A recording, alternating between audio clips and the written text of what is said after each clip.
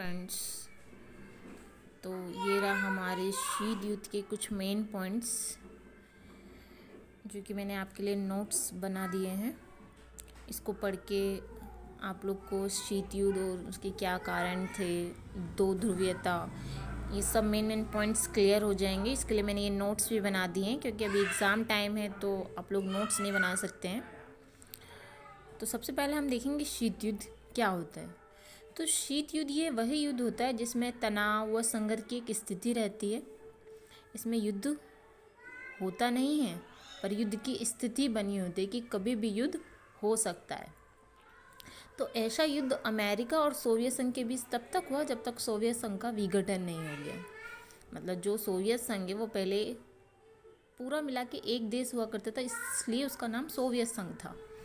बाद में 1991 में सोवियत संघ के 15 हिस्सों में ये विभाजित हो गया, जिसमें फिर सोवियत संघ टूट के 15 स्टेट बने इसके, और सोवियत संघ रूस हो गया, जो कि आज का रूस आप जानते होंगे।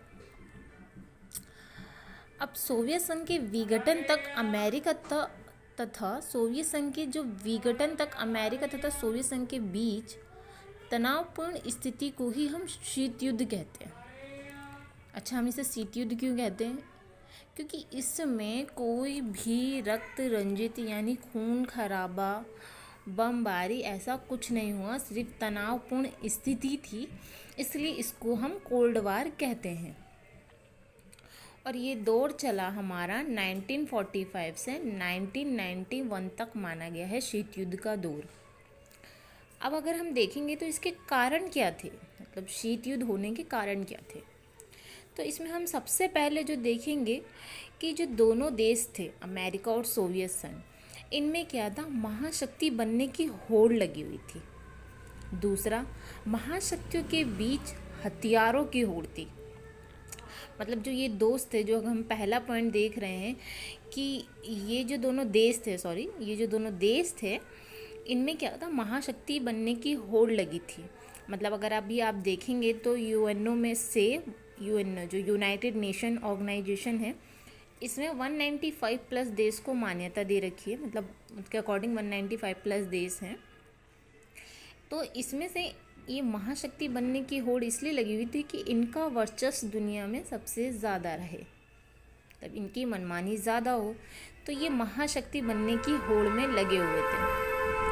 तो इसलिए इनके बीच हथियारों की भी होड़ हुई, मतलब परमाणु बम, एटम बम, ये सब ये लोग बनाने की होड़ इनमें लग गई। परमाणु बम जो कि आप जानते हैं 1945 में 6 अगस्त को अमेरिका ने नागासाकी और हिरोशिमा पे गिराया, जिसमें लिटिल बॉय और फैट मैन इन दोनों बमों के नाम थे। तो ऐसे ही हथियारों की होड़ लग गई अमेरिका और सोवियत संघ में बनाने की। दोनों महाशक्तियों के बीच प्रतिस्पर्धा होने लगी कि मैं बेस्ट हूँ। दोनों महाशक्तियों के बीच विचारधाराओं को लेकर लड़ाई।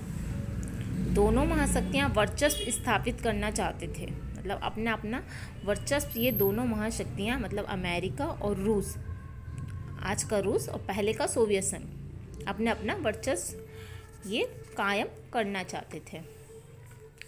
अब देखिए इन दोनों महाशक्तियों की जो विचारधाराएं थी, तो जो सोवियत संघ की विचारधारा थी वो थी साम्यवाद, और अमेरिका की विचारधारा थी पूंजीवाद। मतलब ये दोनों देश अपनी अपनी विचारधाराएं रखते थे कि ये साम्यवाद को मानता था और ये पूंजीवाद को मानता था। अब आपका बुक में एक टॉपिक और है, दो ध्रुवीय विश्व। तो दो ध्रुवीय विश्व में क्या था कि हमारी जो पृथ्वी है वो दो ध्रुव में बट गई थी, दो गुटों में बट गई थी। मतलब एक तरफ पश्चिमी गुट और एक तरफ पूर्वी गुट। जो पश्चिमी गुट था वो अमेरिका के साथ था और जो पूर्वी गुट था वो रूस के साथ था।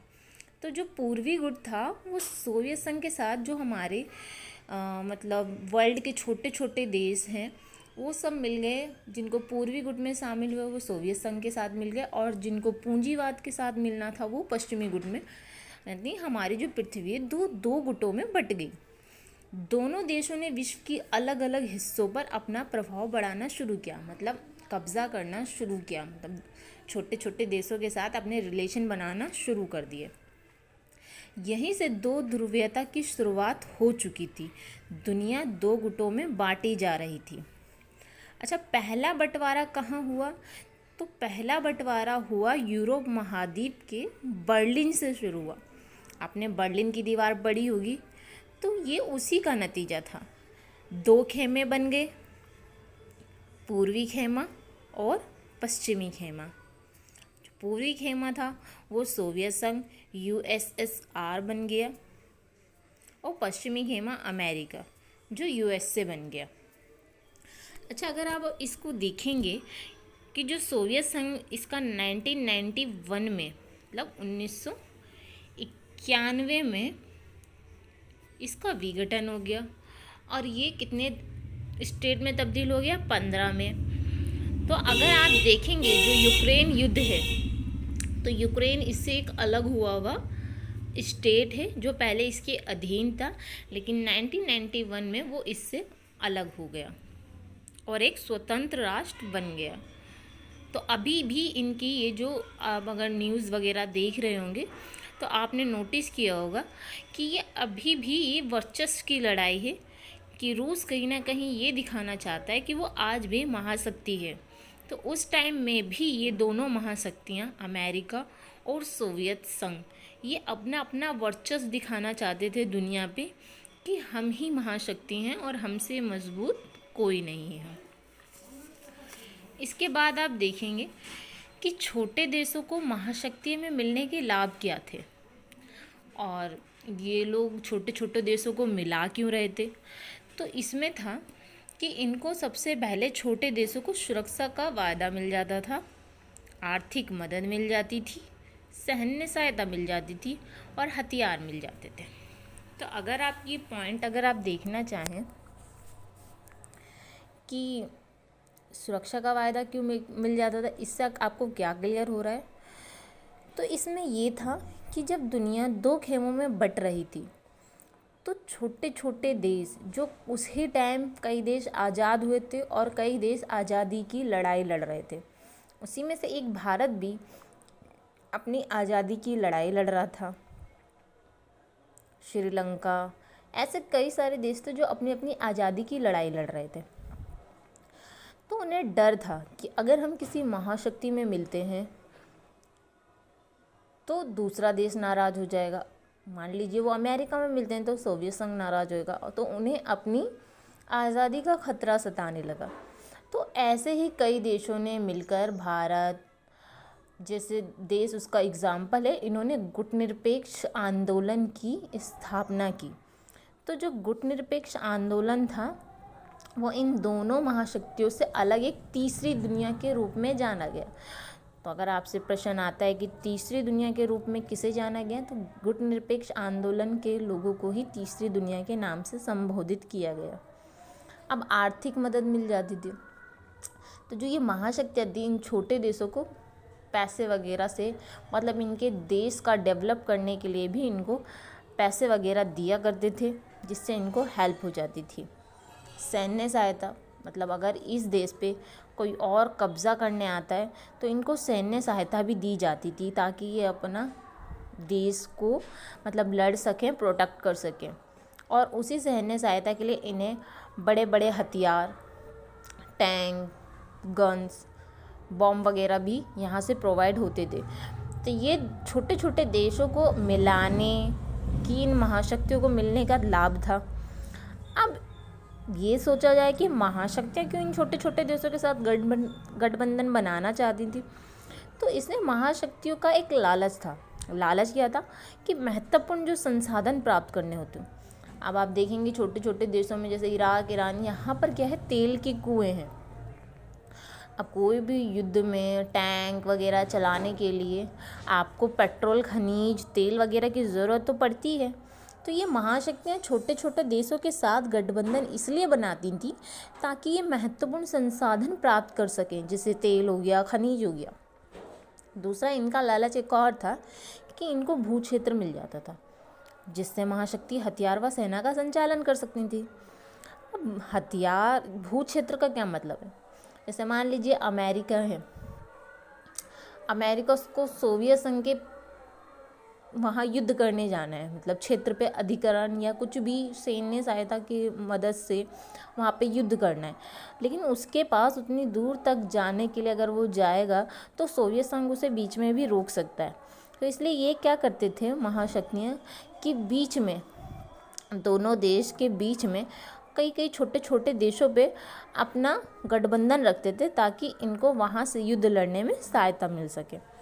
अब सैनिक ठिकानों जिससे इनको महाशक्तियाँ एक दूसरे की जासूसी कर सकती है। जैसे मान लीजिए अभी भी जो युद्ध चल रहा है रूस का, वो इसी वजह से चल रहा है क्योंकि जो यूक्रेन है वो नाटो के साथ मिलना चाह रहा है, और नाटो क्या है, अमेरिका जैसे देशों का संगठन, और रूस क्या है, रूस तो पहले ही साम्यवाद को मानता है। तो वो बिल्कुल यूक्रेन जो है सोवियत संघ की बॉर्डर लाइन को टच करता है, तो वो उसको वहाँ आने कैसे दे सकता है। इसलिए उसको डर है कि कहीं अमेरिका उस पर हमला ना कर दे, और इसलिए ये वर्चस्व की लड़ाई जो तब देखी गई थी दोबारा से देखी जा रही है। तो फ्रेंड्स, अगर आपको ये मेरा पढ़ाया हुआ अच्छा लगा तो वीडियो को लाइक कीजिए, सब्सक्राइब कीजिए, और अगर आपको ऐसा ही कंटेंट और चाहिए तो आप मुझे कमेंट्स बॉक्स में लिख सकते हैं। मैं आपके लिए इसी तरह के नोट्स बना के एग्ज़ाम से पहले तक आपके सारे टॉपिक्स क्लियर करा दूँगी, जिससे आपको एग्ज़ाम में काफ़ी हेल्पफुल होगी। तो हम इसमें दोबारा एक बार और रिवाइज़ कर लेते हैं। शीत युद्ध क्या है? तनाव व संघर्ष की वह स्थिति जिसमें युद्ध होता नहीं है पर युद्ध जैसा माहौल होता है, तो उसको क्या कहते हैं? शीत युद्ध कहते हैं। और ये किन देशों के बीच चला? अमेरिका और सोवियत संघ के बीच चला। और ये कब तक चला? 1945 से 1991 तक माना गया है।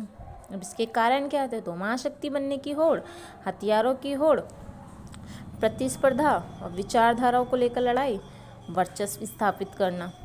ठीक है, तो आप इस छोटे छोटे पॉइंट्स को याद कर लीजिए जो आपको एग्ज़ाम में हेल्पफुल होंगे।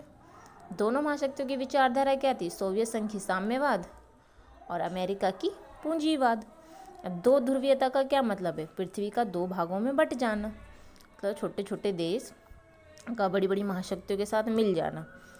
अब ये शुरू कहाँ से हुआ? तो ये बर्लिन से शुरू हुआ, यूरोप महाद्वीप के बर्लिन से शुरू हुआ। दो खेमे बन गए, पूर्वी खेमा और पश्चिमी खेमा। पूर्वी खेमा सोवियत संघ, पश्चिमी खेमा अमेरिका। इसके साथ ही अगर आप देखेंगे महाशक्तियों को मिलने के लाभ, तो सुरक्षा मिल जाती थी, आर्थिक मदद मिल जाती थी, सैन्य सहायता मिल जाती थी और हथियार मिल जाते थे। महाशक्तियों को छोटे देशों के साथ गठबंधन क्यों बनाती थी? तो उनको वहाँ से खनिज तेल मिल जाता था, भू क्षेत्र मिल जाता था, सैनिक ठिकाने जैसे महाशक्तियों पे जासूसी कर सकती थी। Thanks for watching.